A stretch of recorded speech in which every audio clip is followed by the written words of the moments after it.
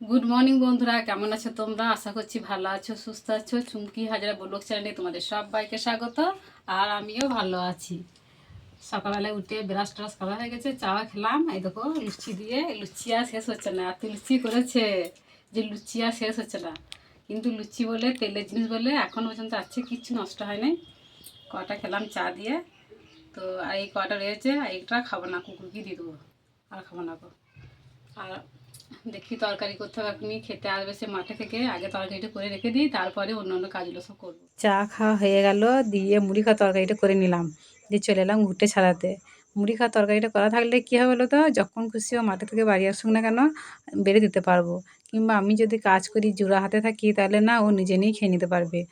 সেই দিক দিয়ে খুব একটা জ্বলন নেই, ও নিজে বেড়ে খায়। তো আর আমি দেখো ঘুঁটেগুলো ছাড়াতে এলাম, একদম মানে ভিজে গোবর ঘুঁটে, তাও ছাড়িয়ে নিচ্ছি। দেখো কেন বলো তো, এই মেঘ ডাকার সময় কেমন করছে না, মনে হবে এখনই বৃষ্টি হবে। সেই জন্য ভয়ে ভয়ে ছাড়িয়ে নিচ্ছি। যেইটুকু বা শুকিয়েছে সেইটাও তো নাহলে ভিজে যাবে, সেই জন্য ছাড়িয়ে নিচ্ছি। আর এই ঘুঁটে ছাড়াতে গিয়ে আমার এত সময় লেগে গেল। ঘুঁটে ছাড়িয়ে আবার চালিয়ে উঠে মেলে দিয়ে এলাম, দিয়ে আমার অনেকটা সময় চলে গেল। দিয়ে চলে এলাম ঝাঁট দিতে। আর ঝাঁট দিতে গিয়ে প্রায় বেলা 9টা বাজতে ছিল এখন। তো ঘর পেরোনো ঝেঁটিয়ে নামিয়ে নিলাম, দিয়ে এখন উঠোনটা ঝাঁট দিয়ে নিচ্ছি। তো একার সময় মেঘটা কীরকম করছে বলো তো, মনে হচ্ছে এখনই বৃষ্টি হবে। আর এই দুদিন তো রাত্রে বৃষ্টি হয়েও ছিল, এখন এরকমই হচ্ছে। তো ঘুঁটে আমি অর্ধেক ছাড়িয়েছি, এখনও অর্ধেক দেওয়ালে লাগানো লেগে আছে। কালকে ছাড়িয়ে মেলে দিয়ে দেবো। মানে আজকে রোদটা ভালোই হবে মনে হচ্ছে দুপুর পর্যন্ত। তা এই রোদটি আর শুকিয়ে যাক ঘুঁটেগুলো। আর ঘুঁটে ছাড়াবার সময় মেজেমা বলছিল যে দাঁড়াও, আজকে আর কালকে রোদটা খাওয়াও, তারপরে তো ছাড়াবে। তো সেই কথা শুনিয়ে আগে থেমে গেলাম ঘুঁটে ছাড়াতে ছাড়াতে। ঝাঁট দেওয়া হয়ে গেল, দিয়ে চলে এলাম পিঠেটা মুছতে। আর বলো না, বাসি লুচি দিয়ে চা খেলাম না, মা ছেলে, এদের দেখো দুজনেরই কি শরীর খারাপ। আমার তো অল্প অল্প, তাই নিয়ে সব কিছু করছি, আর আমার ছেলেটা খুব হয়েছে। দিয়ে তো সেই চা লুচি খেয়েই সঙ্গে সঙ্গে দোকান থেকে হাজমোলা কিনে নিয়ে এসে খেলো। তাও ওর শরীরটা ঠিক হয়নি। দামি বললাম এই দুটো গ্যাসের ট্যাবলেট নিয়ে গা, তোর একটা আমার একটা, খাই, তারপর দেখি কেমন কি শরীরটা থাকে। দিয়ে গ্যাসের ট্যাবলেট নিয়ে এলো, দুও খেয়ে নিয়েছে, আমি এখন পর্যন্ত খাইনি, খাবো। তো দেখো পিঠেটা আমার মুছা হয়ে গেল, দিয়ে চলে এলাম বাসনগুলো মাজতে। তো এত বেলা হয়ে গেছে যে কাজে মানে আর এনার্জি আসে না। সবার কাজ হয়ে গেছে দেখে আমার কেমন লাগছে যে আমার কাজে এত দেরি হয়ে গেল। আর আমার 12 মাসই কাজে দেরি হয়, তার জন্য নয়। কেননা সকালবেলা উঠে দুয়ারে জল দিয়ে চা খেয়ে একটু গল্প করি, একটু বসি। হ্যাঁ, এইসব আর কি হয়, ফোনে কথা বলি মায়ের সঙ্গে, নয় বোনের সঙ্গে। কাজ করতে আমার প্রত্যেক দিনই দেরি হয়ে যায়। তবু এতটা দেরি হয় না আজকে যতটা হয়েছে। তো দেখো বাসনগুলো আমার সব মাজা হয়ে গেল, এবার একটা একটা করে ধুয়ে নিচ্ছি।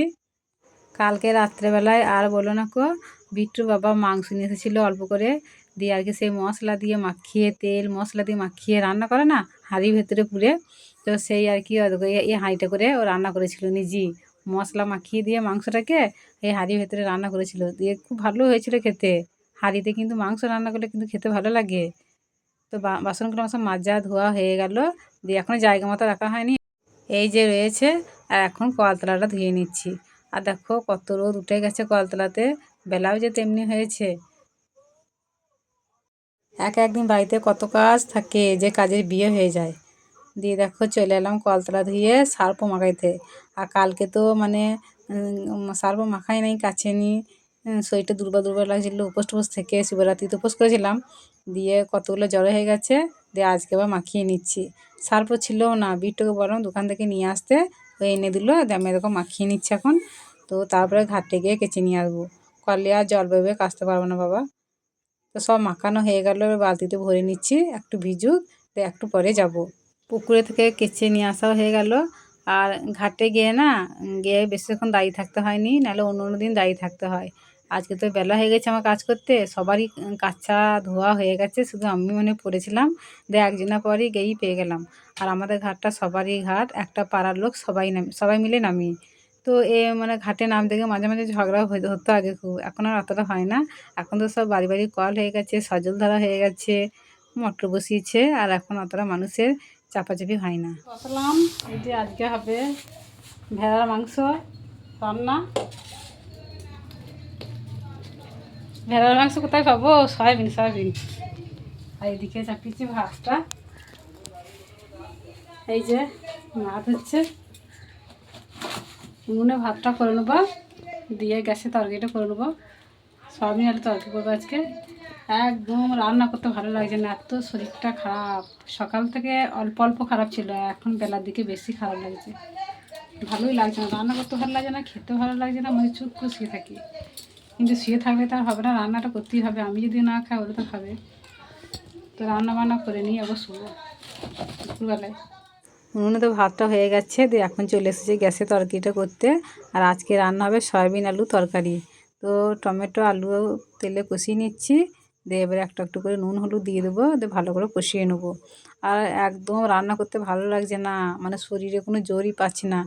জোর করে মনের উপর জোর দিয়ে আর কি রান্নাটা করছি।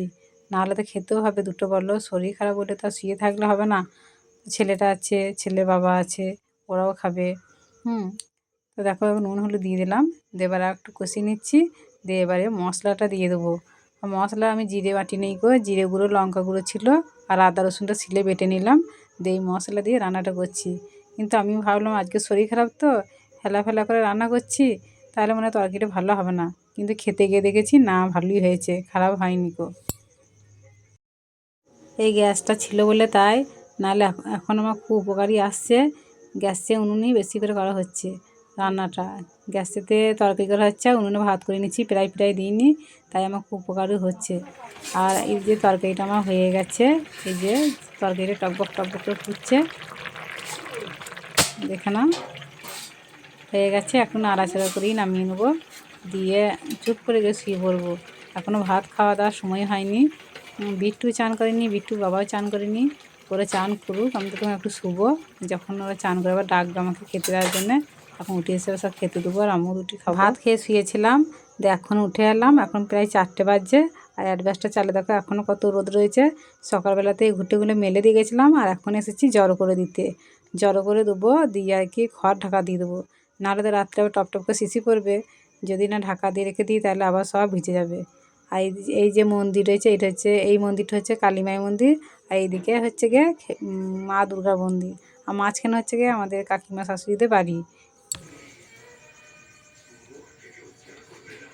ক্রিকেট খেলতে গিয়ে কী অবস্থা হয়েছে, আঙুলে হাতটা মনে উঠে গেছে নাকি, কী জানি না গো। আর তেল দিয়ে একটু টেনে দিই, লাগছে। কি অবস্থা, ভালো ছেলে খেলা করতে গেলে তাদেরকে হাড় উঠি চলে এসেছে ক্রিকেট খেলতে গিয়ে। বলটা ছেলে কিছু জোরে আঘাত খেয়েছে, প্রায় প্রায় দিন এরকম হবে, পায়ের আঙুল এরকম হবে, হাতের আঙুল আজ হয়েছে। তাহলে এই যদি চুষে যদি ভালো হয় তো হবে, না সে হাড় বসানো পারে মেজো বাবা যাবি টিপিটে বসে কানবি, ভালো হবে। হাসি হাসি দেখবে, কান্না হয়ে যাবে হাসি তখন। আঘাত দিতে মারবে। আবার আপনি প্রাইভেট যাবে, এই যে বই ব্যাগ রেডি হয়ে গেছে, প্রাইভেটটা যেতে হবে। প্রত্যেক দিন তো প্রাইভেট করাই না, এই সপ্তাহে 3 দিন করাই নাকি রে। তারপরে যদি কামাই করা হয় তাহলে তো বকবে মাস্টার, যেতেই হবে। লিখতে পারবি তো? লিখতে না হলে বলবি, আমি পড়বো বসে বসে, খালি পড়েই যাবো, তাই বলবি। বাঁধ লিখতে পারবি তো? বলবি যে লেগেছে আমার এখানটা, খুলে গেছে এই জায়গাটা, কত খুলে গেছে দেখো, অনেকটা ব্যাংক খুলে আমাদের খুলে গেছে এই জায়গাটা। যাই হোক বন্ধুরা, ভিডিওটা আজকে এই পর্যন্তই, দেখা হচ্ছে আগামী পর্বে। সবাই সুস্থ থাকো, ভালো থাকো, সবাইকে টাটা।